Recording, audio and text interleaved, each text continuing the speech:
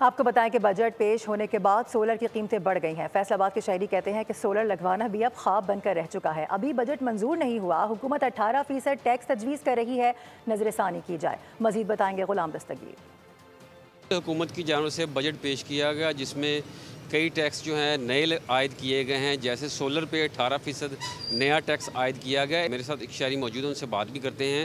Solar पे 18% tax आयद किया गया, आपने आया कि सोलर लगवा लिया या लगवाना था?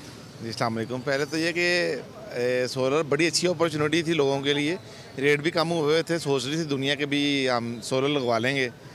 कुछ लोगों ने पैसे जोड़े हुए थे अपने सेंस के अंदर कि भी चलो अपना बजट बनाया हुआ है, सोलर खरीद लेंगे घर पे, उसके ऑल्टरनेटिव जो हमारी बिजली चलती रहेगी। क्योंकि वापडा ने तो पहले डाकू पुना शुरू किया हुआ है, वो 200 यूनिट से ऊपर जब चल जाता है बहुत महंगा काम पड़ता है।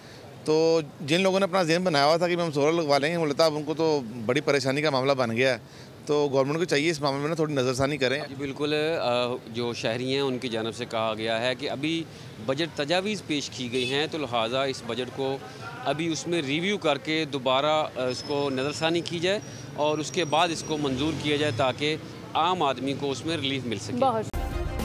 सब्सक्राइब करें और बेल दबाएं ताकि कोई खबर रह न जाए।